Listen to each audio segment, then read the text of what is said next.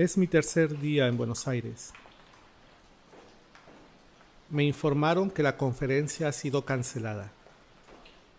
Ayer se convocó a un paro por la suspensión de las clases nocturnas en las escuelas públicas y se han paralizado todas las actividades académicas de la ciudad. Me informaron además que fueron muy pocos los inscritos para la conferencia, así que no tenía mucho sentido continuar dadas las circunstancias. La noticia me alivió, pues solo iba a decir un montón de disparates.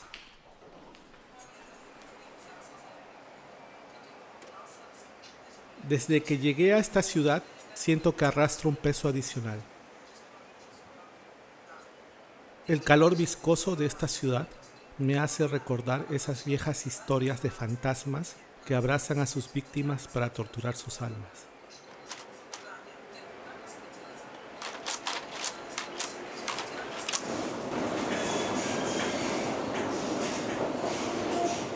La universidad solo costeaba 5 días de estadía, pero como era la primera vez que salía de Perú, decidí quedarme más tiempo y asumir los gastos adicionales que eso implicaba.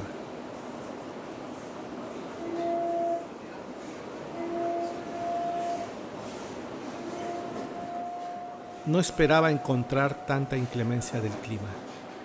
Me siento aquejado de una especie de letargo áspero y un leve mareo que enrarece hasta los actos más cotidianos.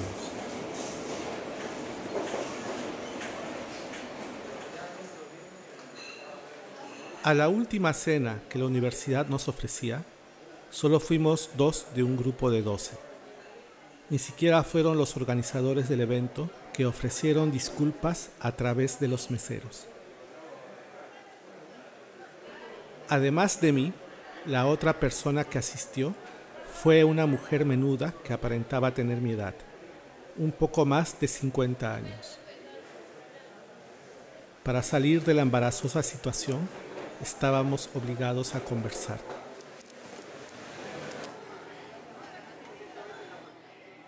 Se llamaba Renata y vivía en Resistencia.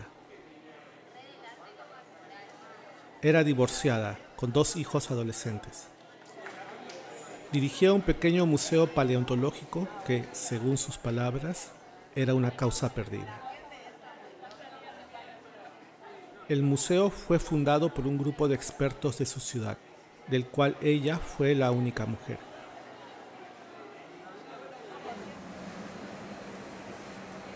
Al ver que el museo no despertaba ningún interés, se lo dejaron a ella como si se liberaran de un moribundo.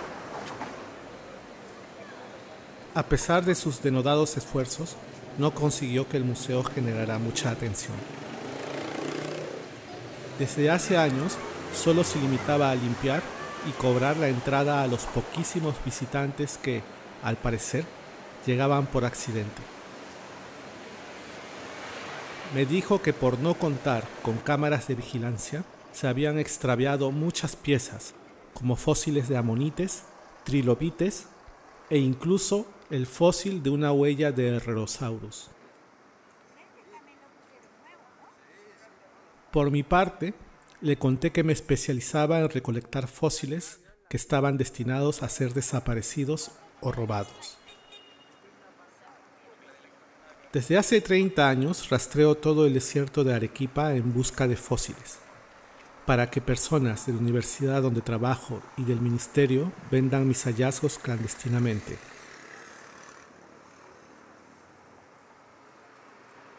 ¿Por qué seguís allí?, me preguntó. No sé qué otra cosa hacer, le dije. Ella también se quedaba por una semana. Era su tercera vez en Buenos Aires. La última vez que estuvo aquí fue hace más de 20 años. Siento que Baires ha cambiado mucho, pero no sé qué. Las casas, los edificios, siguen siendo los mismos, me dijo. Las estatuas permanecen en su lugar. A propósito, ¿sabes que a Resistencia la llaman la ciudad de las estatuas? ¿Hace más calor que aquí?, le pregunté. Por supuesto, me dijo. Esto no es nada. En mi ciudad sí que hace calor. Inmediatamente imaginé Resistencia como una ciudad habitada por estatuas derretidas, como si se tratara de una multitud de cadáveres putrefactos.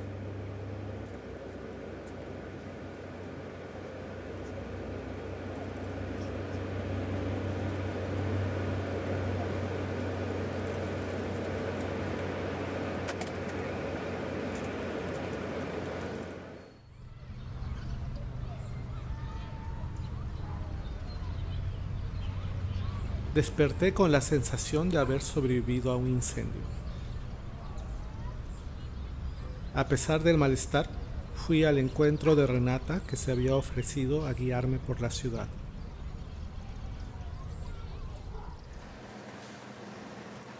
Mientras caminábamos por Corrientes, Rivadavia, Córdoba, sentí que me internaba en una especie de limbo, un espacio impreciso en medio de la vigilia y el sueño, la salud y la enfermedad, la conciencia y el delirio.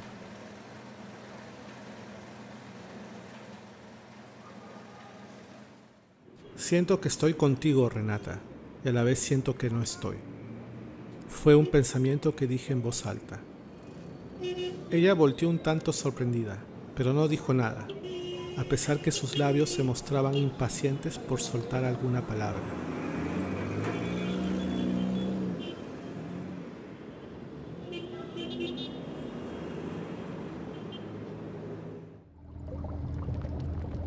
En la noche tuve pesadillas. Eran tan caóticas que me ha sido imposible retener todas las imágenes extravagantes que desfilaron por mi mente. Solo recuerdo fragmentos, rostros sin cuerpos, brazos que se retorcían como insectos tras un mal pisotón, un océano que no era de agua, sino de pavimento hirviente.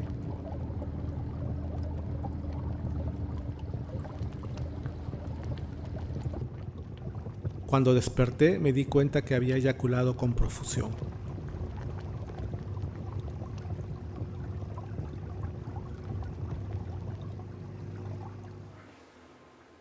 Llevo 2 días en este departamento. Me habían recomendado que lo tomara cuando la universidad dejara de cubrir la habitación del hotel. Tenía un costo muy bajo. El departamento le había pertenecido a un músico de avanzada edad que había fallecido hace menos de un mes. El conserje del edificio me contó que descubrieron el cadáver del anciano después de una semana. Eso explica el penetrante olor a desinfectante que envuelve este lugar.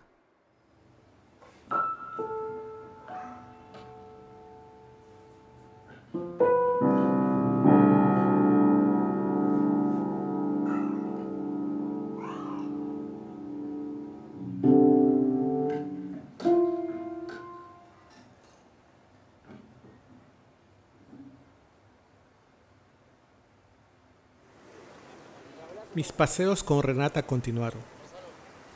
Al ver mi penoso estado, me propuso bajar al subte y usarlo como medio de desplazamiento para todos los lugares que visitáramos.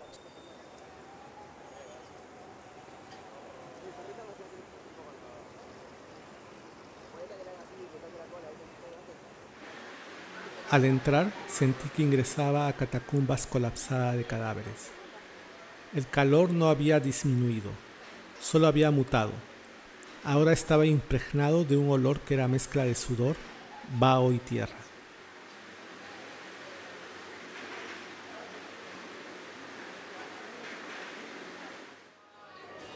No obstante, sentí algo de alivio dentro de los trenes.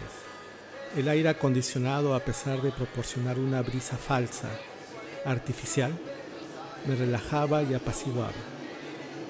Era un descanso de las emociones turbias que me generaba el clima de esta ciudad.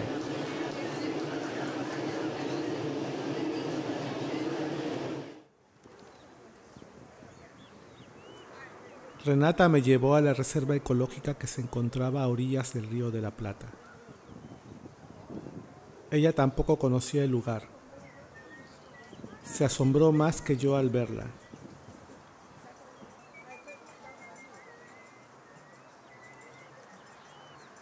El descubrimiento de este espacio explicó el desconcierto que me embargaba desde que llegué a esta ciudad y terminó de derribar la imagen previa que tenía de Buenos Aires. Una visión cándida de un lugar con un clima amigable, fondo musical de tango y los rincones tomados por la literatura y el arte. Pero en realidad no había viajado al sur, sino a una ciudad tropical ubicada en medio de la selva amazónica.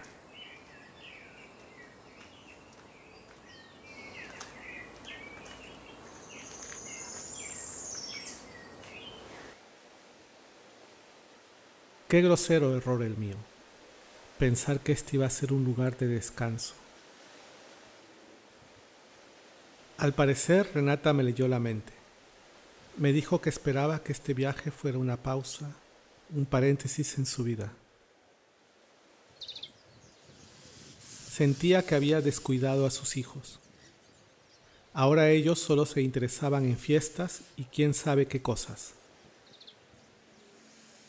Tampoco pudo encontrar pareja en todos estos años por culpa del museo. Sentía que ese museo que nadie visitaba le había arrebatado todo. Y la única razón por la que persistía era para demostrarle a esos imbéciles que la abandonaron que una mujer sola podía dirigir con éxito un museo.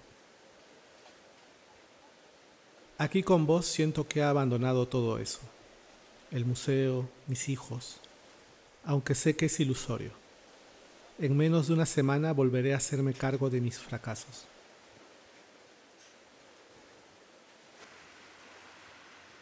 Solo atiné a decirle que el Río de la Plata era tan sucio como el que cruza Lima. El que cruza Arequipa es un poco más limpio, pero solo un poco. Ella se esforzó por esbozar una sonrisa. La tristeza de su rostro me llenó de una ternura inusitada.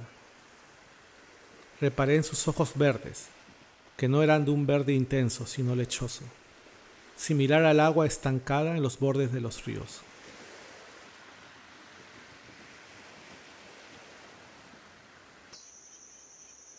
Casi no hablamos hasta despedirnos una hora después. Quedamos en vernos al día siguiente en la mañana. Seguí deambulando a pesar del calor, con más confusión y aturdimiento.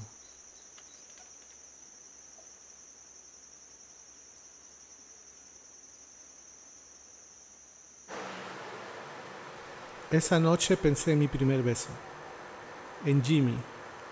Su juventud era como un aire fresco que me acompañaba en las largas caminatas por el desierto. Antes de eso no sabía que era homosexual, pero luego entendí que eso explicaba todo, mi timidez con las mujeres y mi desgano, como si la vida romántica y sexual fuera una imposición.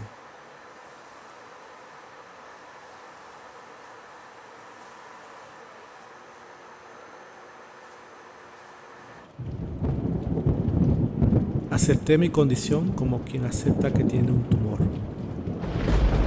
Me costó ordenar mi mundo. Para ello tuve que renunciar a mis deseos. Siento que el desorden otra vez se adueña de mí. El rostro marchito de Renata, que delata rendición, sus movimientos apagados y su voz ahogada, me despertaban no solo compasión y ternura, sino también algo parecido al deseo, algo que no había sentido en mucho tiempo.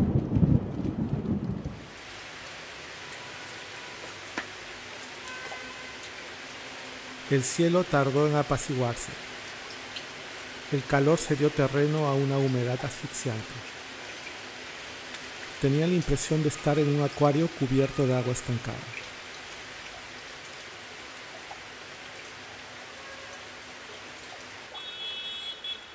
El clima no tenía la culpa del malestar que me aquejaba.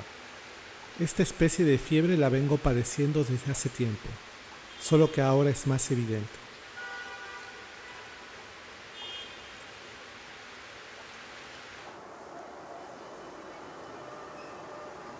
Apenas cesó la lluvia, fui en busca de Renata.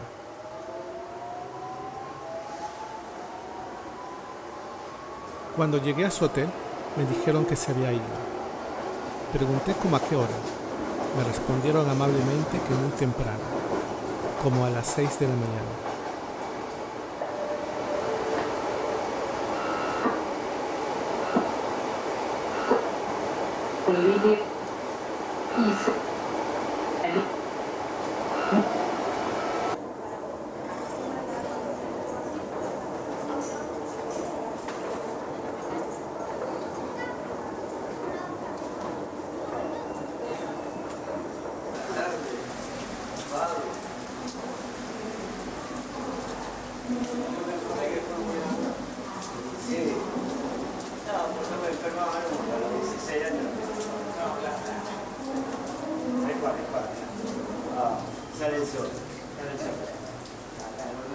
Volví al departamento a pesar del diluvio que se había vuelto a desatar.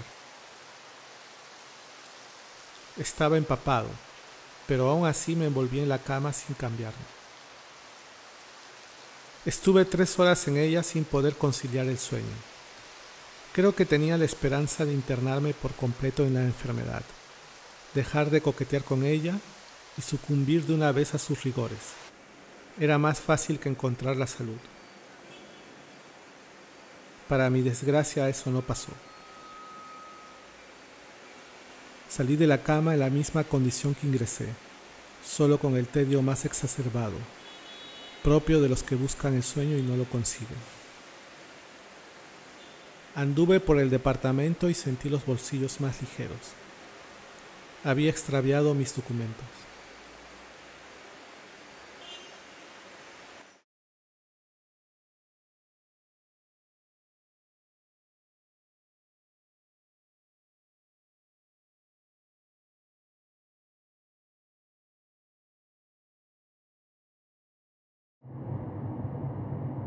Perdí mi vuelo de regreso a Perú. El dinero cada vez es más escaso. Si administro con austeridad lo poco que me queda, quizás pueda durar una semana más en esta ciudad.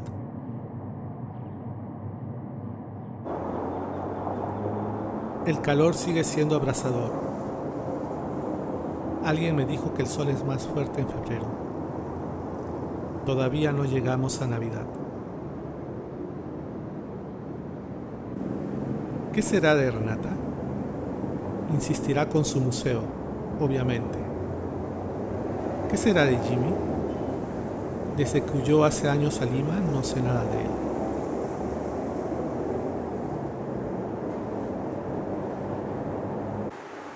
He recurrido al metro como si fuera una tabla de madera en medio de un naufragio. Paso los días en él.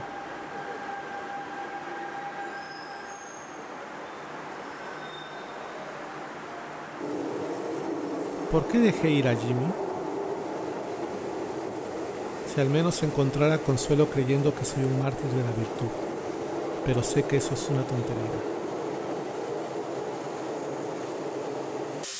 ¿Debo buscar a Renata? ¿Pero cómo? Si soy incapaz de salir de este laberinto de sombras.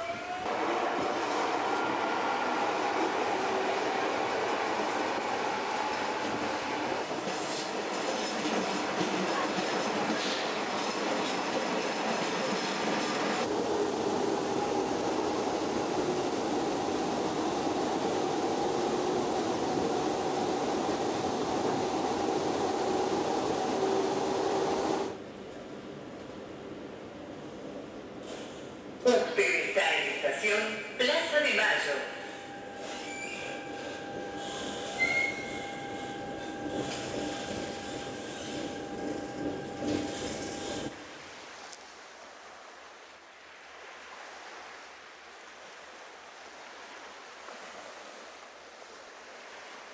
Estoy seguro que nadie ha notado mi ausencia en Perú.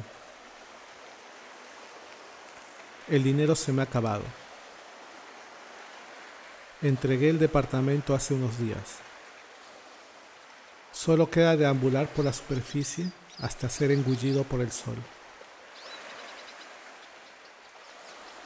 Desaparecer sin dejar rastro alguno, ni siquiera la huella de un paso.